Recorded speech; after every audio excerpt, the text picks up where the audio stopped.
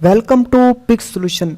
आज की इस वीडियो में हम सीखने वाले हैं कि ट्री की एप्लीकेशंस कौन कौन सी हैं और डेली लाइफ के अंदर हम इसको किस किस फील्ड के अंदर यूज़ कर सकते हैं।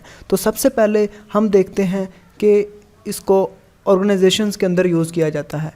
ऑर्गेनाइजेशंस के डाटा को और तमाम रिस्पॉन्सिबिलिटी को एक सीक्वेंस के साथ रखने के लिए हम ट्री यूज़ करते हैं। सपोज़ करें एक यूनिवर्सिटी, आपके पास एक ऑर्गेनाइजेशन है और उस यूनिवर्सिटी का एक रजिस्ट्रार होगा और उसके अंडर डीन्स होंगे, 2 हो सकते हैं, 3, जितने भी डिपार्टमेंट्स के हिसाब से।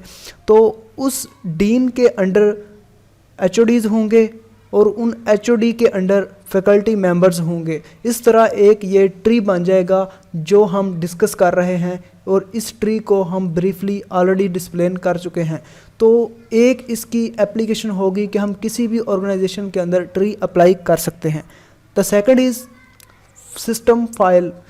किसी भी ऑपरेटिंग सिस्टम के अंदर एक फाइल्स के अंदर मल्टीपल्स फाइल्स होती हैं और एक मीन के एक फ़ोल्डर के अंदर मल्टीपल फ़ोल्डर, उन फोल्डर के आगे सब फोल्डर, तो ये एक डायरेक्टरी बन जाती है। इस डायरेक्टरी को आप इधर किसी भी सिस्टम के अंदर देख भी सकते हैं कि सपोज़ करें दिस पीसी और दिस पीसी के अंदर एक गेम वाला फ़ोल्डर है, उसके अंदर फिर गेम्स वाला फ़ोल्डर है। तो इस डायरेक्टरी को भी हम ट्री ही कहते हैं और ये एक ट्री के हिसाब से ही काम करता है। The next is machine learning. Suppose करें आप मशीन लर्निंग पे काम करना चाहते हैं तो आर्टिफिशियल उसकी एक फील्ड है। आर्टिफिशियल को जब हम डिस्कस करेंगे तो उसकी आगे 2 फील्ड्स हैं, एक रिबोटिक्स है, दूसरी कॉग्निटिव है। अब इन कॉग्निटिव की आगे 4 फर्दर टाइप्स हैं। मशीन लर्निंग है, स्पीच है, विजन है, एनएलपी है, इनकी आगे फिर 2 टाइप्स हैं। तो ये एक ट्री बन जाएगी और इसी ट्री को हम मशीन लर्निंग के अंदर भी अप्लाई कर सकते हैं। इसमें किसी पर भी आपने काम करना है तो ये सब काम हमें करने पड़ेंगे। तो नेक्स्ट हमारे पास है डेटाबेस टेबल। आप कोई भी सिस्टम डिज़ाइन करना चाहते हैं, कोई भी वेबसाइट बनाना चाहते हैं या सॉफ्टवेयर बनाना चाहते हैं, तो जब उसकी डेटाबेस डिज़ाइन करेंगे तो एक टेबल के अंदर मल्टीपल टेबल्स हमें डिज़ाइन करने पड़ेंगे और इन टेबल्स को आपस के अंदर इंटीग्रेट भी करवाना पड़ेगा। सपोज़ करें आप एक स्टूडेंट मैनेजमेंट सिस्टम बना रहे हैं तो एक स्टूडेंट जो इनरोलमेंट करवाएगा उसका एक टेबल बनेगा, उस स्टूडेंट्स की लिस्ट का एक टेबल बनेगा और वो स्टूडेंट कौन कौन से कोर्स पढ़ेगा उसका एक टेबल बनेगा और उस कोर्स को जो लेक्चरर पढ़ाएंगे उसका एक अलग से टेबल बनेगा। इन तमाम टेबल्स को जब हम इंटीग्रेट करते हैं एक टेबल के अंदर नेक्स्ट टेबल, उसके अंदर आगे और टेबल्स, तो ये एक हमारे पास ट्री बन जाएगा। अगर हम इस ट्री को फॉलो नहीं करेंगे तो हम एक सही तरीके से डेटाबेस डिज़ाइन नहीं कर सकते। तो next is routing. Routing 100% tree पर ही काम करता है क्योंकि ये ट्री के हिसाब से ही चलता है। सपोज़ करें आपने घर पर एक सिस्टम लगवाया हुआ है, उस राउटर को आगे मल्टीपल्स कंप्यूटर यूज़र हैं, जो आपका इंटरनेट सर्विस प्रोवाइडर है उसके पास मल्टीपल यूज़र हैं। उन यूज़र ने आगे जो राउटर लगाया है उससे आगे स्विच लगा के उसके अंदर मल्टीपल्स हम कंप्यूटर्स, मोबाइल्स कनेक्ट कर सकते हैं। किसी ऑफिस के अंदर भी हम इसको अप्लाई कर सकते हैं और सपोज़ करें दुनिया में जो स्टार्टिंग पॉइंट है इंटरनेट का, वहाँ से आगे मुख्तलिफ़ मुल्कों को वो सप्लाई कर रहा है, वो मुल्क मुख्तलिफ़ जो सूबे हैं वहाँ आ जाएगा और वहाँ पर सिटीज़ और सिटी के अंदर फिर आगे उसके फर्दर एरियाज़, टाउन्स के अंदर, टाउन्स के आगे उसके जो इंटरनेट सर्विस प्रोवाइडर है उसके यूज़र्स आ जाएंगे। तो ये एक कम्प्लीटली राउटिंग का काम ट्री के हिसाब से ही होता है। और इसी तरह जब हम राउटिंग के अंदर जब हम उसकी सबनेटिंग करते हैं तो वो भी सारी इसी की एप्लीकेशन है, वो ट्री के हिसाब से ही उसके जो आईपी नंबर्स हैं वो हम असाइन करते हैं। तो नेक्स्ट है हमारे पास इनक्रिप्शन। किसी भी डाटे को इनक्रिप्ट करने के लिए हम ट्री के रूल्स को ही फॉलो करते हैं। सपोज़ करें मेरे पास ये एक एग्जांपल है, हेलो बॉब एक वर्ड है, मैं उसको इनक्रिप्ट करना चाहता हूँ सिक्योरिटी पर्पज़ के लिए। जैसे हमारे व्हाट्सएप के अंदर जब भी हम कोई चीज़ सेंड करते हैं तो वो सबसे पहले इनक्रिप्ट होता है डाटा, और ताकि वो किसी और लैंग्वेज के अंदर कन्वर्ट हो जाए तो बाद में उसको डिक्रिप्ट करके वो हम किसी दूसरे बंदे के पास पहुंचता है। तो ये हेलो वर्ड जब इनक्रिप्ट होगा ये किसी भी ये नंबर्स के अंदर कन्वर्ट हो जाएगा और उसको डिक्रिप्ट करेंगे, उसके बाद ये हमें अगले बंदे को ये मैसेज मिल जाएगा।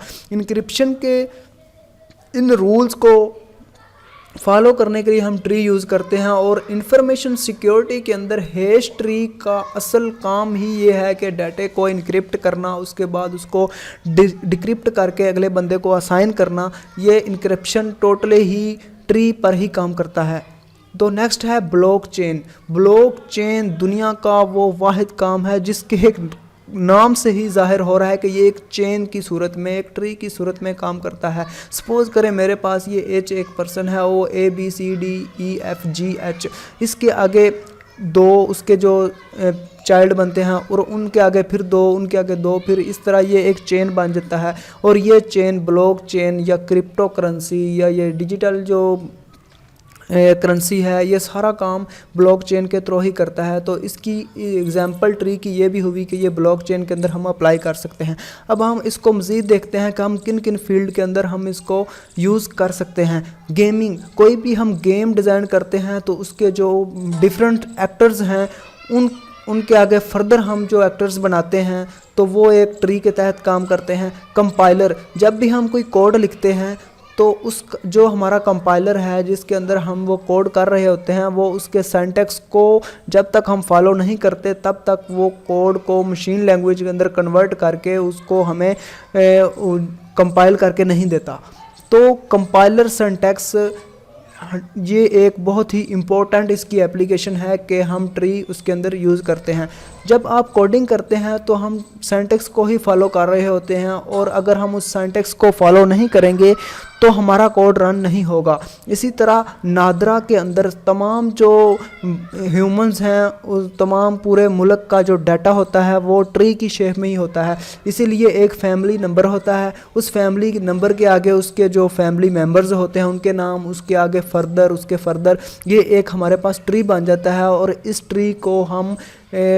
ट्री को हम नादरा के अंदर अप्लाई कर सकते हैं। इसीलिए सपोज करें हमारे पास ये नादरा का ही डाटा है, उसमें से हमने एक स्पेसिफिक पर्सन को फाइंड करना है तो सर्चिंग के लिए हम यूज़ कर सकते हैं। उसको डिलीशन के लिए अगर हमने कोई बंदा डिलीट करना है, उस पॉइंट तक पहुंचने के लिए हम ट्री के सहारे से ही पहुंच सकते हैं। अदरवाइज़ ये बहुत कम्प्लेक्सिबल है कि हम इसको फाइंड नहीं कर सकते, डिलीट भी नहीं कर सकते, अगर अपडेट करना है अपडेट भी नहीं कर सकते। ये सारी एप्लीकेशंस हैं। इसका मतलब ये हुआ कि ट्री एक ऐसा टॉपिक है, एक ऐसा हमारे